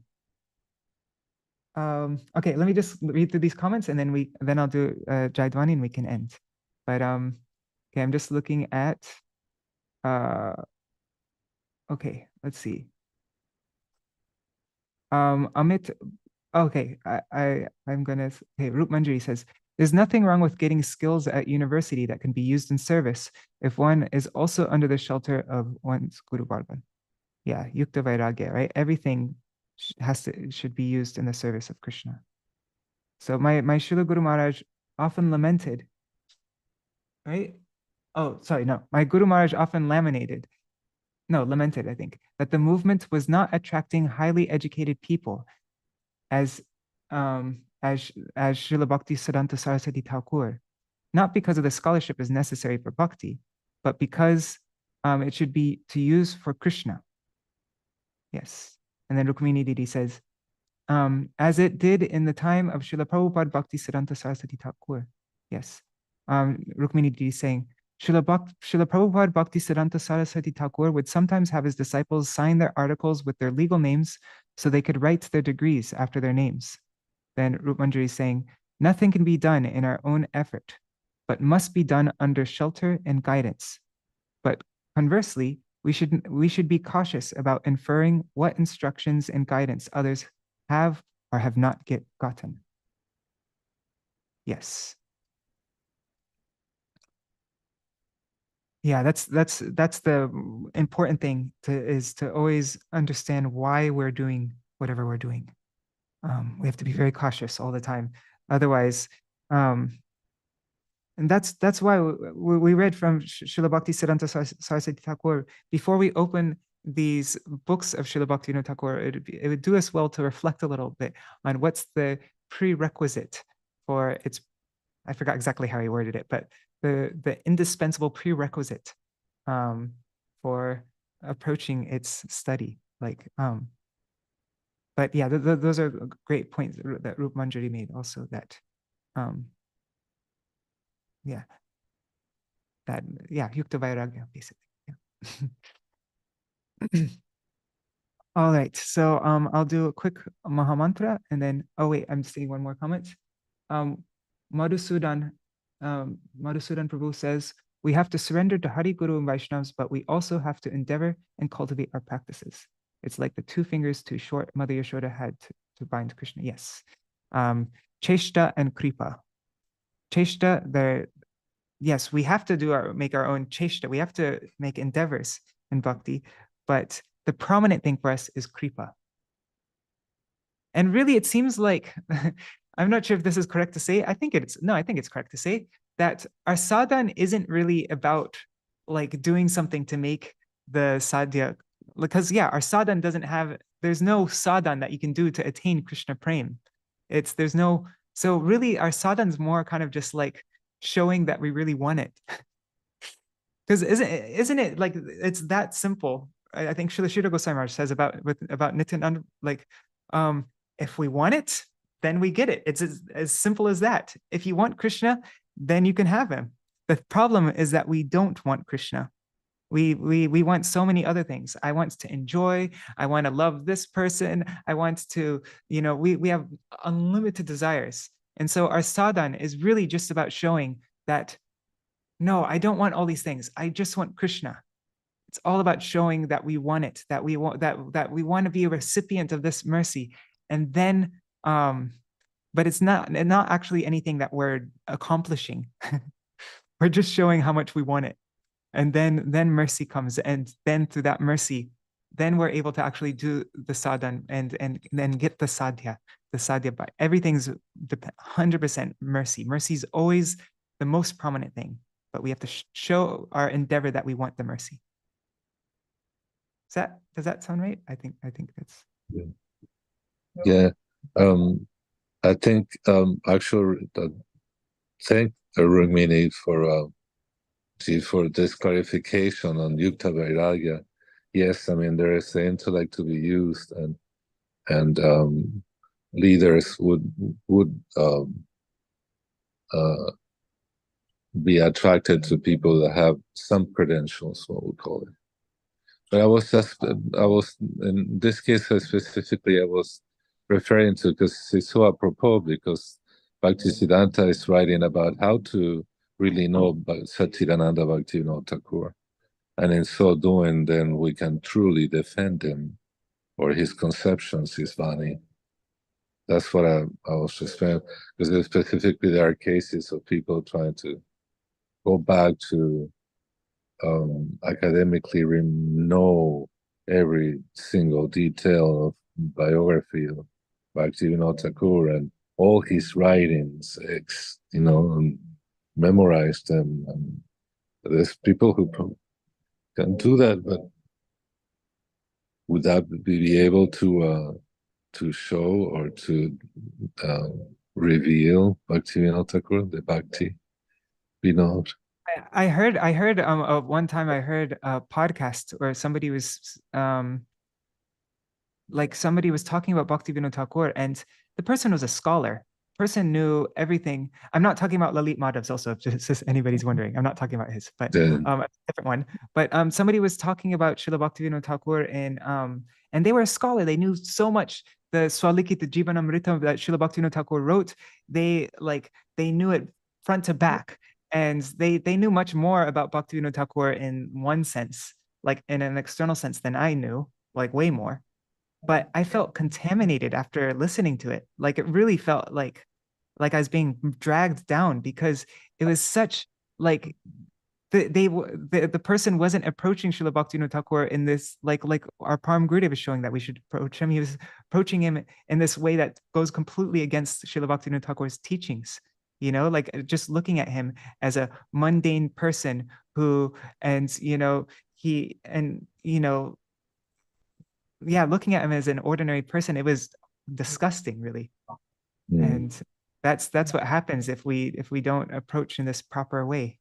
We'll come to a very wrong conclusion about Bhaktivinoda Thakur. Yes. And right, we read in the previous article, Srila Bhaktisiddhanta Saraswati Thakur said that this is his like primary duty, or something, like his primary, I forgot how he worded it, but like one of his main things is to how did he word it? Anyways, to push back against this, or to show this is the wrong method, this is the wrong way to approach Srila Bhaktivinoda Thakur. And yeah. Anyhow. Yes. Okay, it's now starting to get late. I'm going to just do a quick Mahamantra, and then we'll end our session for today. Hare Krishna, Krishna Krishna, Hare Hare, Hare Rama, Rama Rama, Hare Hare, Hare Krishna, Krishna Krishna, Hare Hare, Hare Rama, Rama Rama, Hare Hare. Jaya Bhaktivinoda Thakur, Bhaktivinoda Thakur, Bhaktivinoda. Jai Bhaktisiddhanta Saraswati Prabhupada, Bhaktisiddhanta Saraswati Prabhupada. Jaya Swaparshara Śrīla Prabhupada. Swaparshara Śrīla Prabhupada. Jaya Guru Deva, Guru Deva, Guru Deva, Jaya Guru Deva. Hari Bol, Hari Bol, Hari Bol, Nitai Gaur, Hari Bol. Nitai Gaur, Hari Bol, Hari Bol, Hari Bol, Hari Bol. I really like what Rup Manjari just wrote here. She said, our sadhan shows that we want to want and cleans out our heart so that we can just want. That's really nice. Thank you. Jai Shishi Guru Gauranga Gandharvika Giridhari Shishi Radha Vinod Bihari Ju ki Jai Shri Govinda Gopinath Maran Mohan Ju ki Jai Nitya Lila Pravishtam Vishnupad Ashita Rashita Shishimar Bhakti Vedanta Narayan Gosvāmī Mahārāja Śrīla Guru Deva ki Jai Nitya Lila Pravishtam Vishnupad Ashita Rashita Shishimar Bhakti Vedanta Vamana Gosvāmī Mahārāja ki Jai Nitya Lila Pravishtam Vishnupad Ashita Rashita Shishimar Bhakti Vedanta Swami Maharaj Śrīla Prabhupada ki Jai Nitya Lila Pravishtam Vishnupad Ashita Rashita Shishmar Bhakti Prajñāna Keśava Gosvāmī Mahārāja ki Jai Nitya Lila Pravishtam Vishnupad Ashita Rashita Shishmar Bhakti Siddhanta Saraswati Gosvāmī Prabhupada ki Jai Nitya Lila Pravishta Maha Bhagavat Śrīla Keśava Gosvāmī Mahārāja ki Jai Nitya Lila Pravishta Śrīla Saccidānanda Bhaktivinoda Ṭhākura ki Jai Jai Bhakti Bhagirati Śrīla Saccidānanda Gosvāmī Bhaktivinoda Ṭhākura ki Jai Jai Śrīla Vaishnav Sarvabhauma Śrīla Jagannath Das Babaji Maharaj ki Jai Shri Rupanu Gauriya Guru Varga ki Jai Śrīla Baladevi Vibhushan Prabhu ki Jai Śrīla Vishwanath Chakravarti Ṭhākura ki Jai Shri Narottam Shrinivas Shyamananda Prabhu Trai ki Jai Śrīla Krishna Das Kaviraj Goswami Par ki Jai Shri Rupa Sanatan Bhatta Raghunath Shri Jeev Gopala Bhatta Das Raghunath Śrīla Goswami Prabhu ki Jai Shri Sarup Damodar Rai Ramanandari Shri Gaur Parshad Vrinda ki Jai Namachay Śrīla Haridas Thakur ki Jai Prem se kaho Shri Krishna Chaitanya Prabhu Nityananda Shri Advaita Gadadhar Shivasari Gaur Bhakta Vrinda ki Jai Shri Kshetra Mandala, Gaura Mandala, Vraja Mandala, Mathura Vrindavan Dham ki Jai Sarva Abhishta Pradata Giriraj Maharaj ki Jai Shri Radha Kunda Shama Kunda ki Jai Shri Yamuna Devi Ganga Devi ki Jai Shri Tulsi Maharani Vrinda Devi ki Jai Shri Bhakti Devi ki Jai Shri Purnamasi Yoga Maya ki Jai Shri Gopeshwar Mahadev ki Jai Jai Shri Harinam Sankirtan ki Jai Shri Vijaya Akadashi Titi ki Jai Titi Palankari Bhakta Vrinda ki Jai Ananta Koti Vaishnav Vrinda ki Jai Samagata Gaur Bhakta Vrinda ki Jai Shri Nitai Gaur Premanande Hari Hari Bo Vrindai Tulsi Devai Priyai Keśava Gosvāmī Krishna Bhakti Pradadevi Satyavatai Namo Namaha Vancha Kalpatarubhyascha Kripa Sindhubhya Evacha Patitanam Pavanebhyo Vaishnavebhyo Namo Namaha. Dandavat pranams, everybody. Hare Krishna. And I apologize if I went too slowly, or also if my explanations kind of clouded the meaning of what my Param Gurudev Śrīla Bhaktivinoda Keśava Gosvāmī Mahārāja was saying. But hopefully now that we went through it very slowly, then I'm hoping that now you can read it on your own and it will be easier to get through the article. I think yeah, that's what I experienced in the previous reading, as I mentioned before, that it was through going through it very slowly and maybe saying things that were a little bit wrong or whatever, but at least just spending some time with it and discussing it with you. And then when I went over it the second time, then I was able to finally start to slowly get it.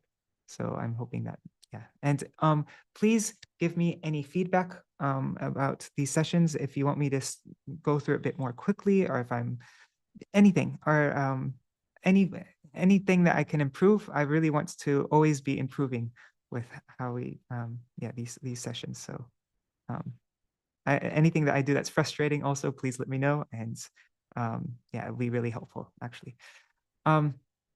Our next session will be on Amavasya. So that is Amavasya. When is that? It's coming up soon because it's just a few days after Ekadashi. And I don't know what article we'll read. I think there's one article in here.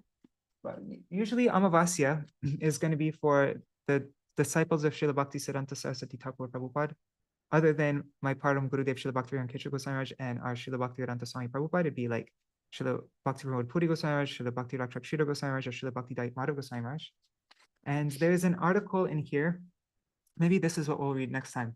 There's this article by Śrīla Bhakti Rakshak Śrīla Gosvāmī Mahārāja, and it is it's called A Glimpse of Bhaktivinoda Dhara, the line of thought of Śrīla Bhaktivinoda Thakur. Maybe we can read this. This one's a very fascinating article. It's he's explaining how Śrīla Bhaktivinoda Thakur one time in a dream, he was wandering the heavenly planets, like he was in Swarga Loka, and then he came across I think it was like Brahma and Shiva and Narad and like all these personalities. Brihaspati, I can't remember exactly, I might be getting the details wrong, but they were having a discussion and they weren't able to reconcile some words Krishna said in Bhagavad Gita, Ananyas Chintayanto Mam. No, which verse was it? What's that one? Anyways, whatever, we'll get there. Apichet Sudara Charo, I think is that verse. They were unable to reconcile it. And then they said, hey, look, there's a Maha Bhagavat pure devotee. He'll be able to explain to us.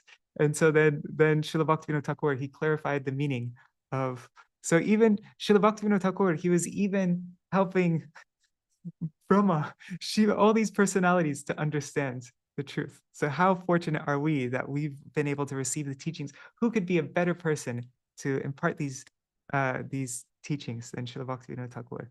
So anyways, maybe we can read about that. We can read that in a few days on our next Iṣṭa-goṣṭhī session. All right. Dandavat pranams, everybody. Vidya Lala Sadidi says, and Srila Prabhupada has also mentioned that there's no point in studying his teachings if we are not prepared to act up to the instructions lucidly conveyed by his words. Yeah, Srila Bhaktisiddhanta Saraswati Thakur said, yeah, there's no point in studying his teachings if we are not prepared to act up to the instructions lucidly conveyed by his words. Yes. Right. Step up to the plate. Yes. Wonderful. Thank you. All right. Dandavat pranams, everybody. Hare Krishna.